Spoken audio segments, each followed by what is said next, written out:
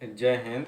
हम आज बात करेंगे भारत की एक ऐसी घटना के बारे में जिसको हम लोग जानते हैं, genocide of Kashmir. Genocide of Kashmir को के बारे में थोड़ा सा जानने से पहले ये समझ लीजिए कि 1980-90 के आसपास में भारत का पॉलिटिकल सिनेरियो क्या था। 1980 में जो केंद्र में जो सरकार थी ना, वो थी इंदिरा गांधी की, और जो कश्मीर में जो सरकार थी वो थी शेख अब्दुल्ला की।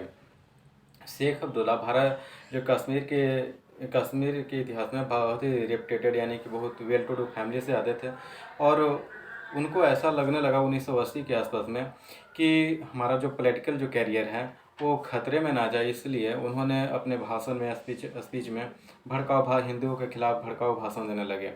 और इसका नतीजा ये हुआ कि 10 साल बाद जो है एक जेनोसाइड हुआ, जिसको हम जानते हैं जेनोसाइड ऑफ कश्मीर।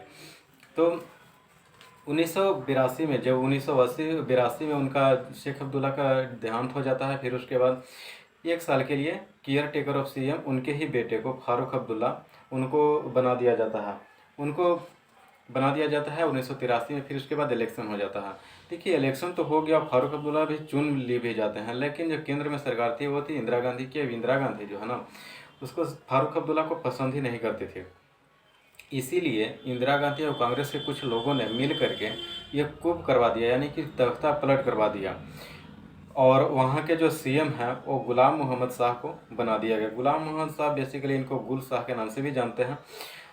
तो इनको बना दिया गया, और उन्हीं के समय में 2-3 फेमस घटनाएं घटी जो आगे बहुत ही मतलब अयोग्य साबित हुए सीएम के रूप में। 1984 में जम्मू कश्मीर लिबरेशन फ्रंट एक नाम का एक मिलिटेंट ग्रुप था, उसी के ही उसी के एक व्यक्ति का नाम था मकबूल भट्ट, जिन्होंने 1984 में उसको फांसी के दे दिया गया। और फांसी देने वाले थे नीलनाथ गंजू वही व्यक्ति है जिन्हें 1989 में भरे यानी कि बीच चौराहे के बीच में गोली मार दिया जाता है।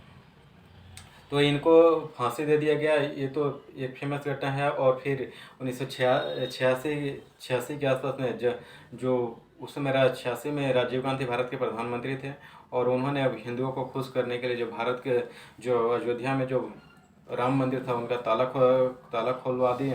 तो इसके चलते हिंदुओं को खुश करने के लिए ताला खुलवा दिया, जिसके कारण थोड़ा सा मुसलमानों में भय अथी हुआ कि जिसके कारण जो है ना भय उत्पन्न हुआ। तो उसी चलते सब इंसर्जेंसी हो गई।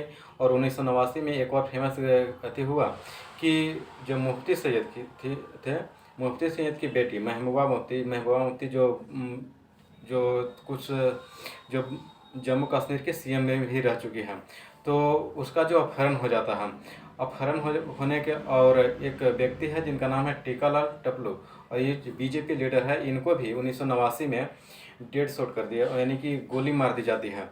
और धीरे धीरे ऐसे ही चल रहा था, और कुछ दिनों के बाद जो है 1989 के आसपास में, और पूरे कश्मीर वैली में यानी कि कश्मीर घाटी में एक हिट लिस्ट सर्कुलर जारी होने लगा कि आज इसको मारना है, कल उसको मारना है, और उसके घर घर पे जा करके, या उन लोगों का जो है ना, मुस्लिमों का वहाँ पे जो मिलिटेंट ग्रुप था, उन लोगों का बस एक ही उनका सिद्धांत यही था, या तो तुम इस्लाम में कन्वर्ट हो जाओ, नहीं तो हम तुम्हें, या फिर यहाँ से भाग जाओ, और नहीं तो हम तुम्हें मार देंगे।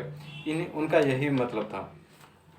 तो ये सब चल ही रहा था कि फिर उसके बाद 19 जनवरी 1989 की रात आती है, जो सबसे दुर्भाग्यपूर्ण रात थी, सबसे काली रात थी। उस दिन क्या हुआ कि 19 जनवरी 1989 को दिन में ही या रात में उन लोगों को कई सारे मस्जिदों से अनाउंस आने लगा कि आज रात के रात ही कश्मीर वैली छोड़ करके चले जाओ। तो ये सब अनाउंस होने लगा, और धीरे धीरे रात में ही इस सब घटने को अंजाम दे दिया। उसमें लगभग 4000 से 5000 लोगों ने कश्मीरी पंडितों ने अपनी जान गंवाई। और ऐसा कहा जाता है कि कश्मीर वैली में पंडितों की संख्या लगभग 75,000 के आसपास में थी, जो 1990 से 92 के बीच में मात्र 70,000 लोग वहाँ से डिस्प्लेस्ड हो गए, यानी कि चले गए थे। अभी जो करंट में जो वहाँ पे है, लगभग 4 से 5 लाख लोग वहाँ पे बेघर हो गए थे। तो ये सब जम्मू कश्मीर का थी है। और तो देखिए, बात यह है कि हम एक ऐसे देश में रहते हैं जहाँ पे हिंदू की जनसंख्या 80% है। अब फिर भी जहाँ पे हिंदुओं का कत्लेआम हो रहा है, इसको थोड़ा सोचना पड़ेगा। देखिए, बात करते हैं, यदि हम एक ऐसे राष्ट्र में रहते हैं जहाँ पे यदि एक भी व्यक्ति का ओनली 1 पर्सन कभी यदि पंथ या फिर जाति के आधार पर उसका मर्डर हो जाए और उसको हम लोग डिनाई कर देते हैं कि ऐसा हुआ ही नहीं, ये सबसे बड़ा पाप है और इस पाप को हम सबों ने किया है।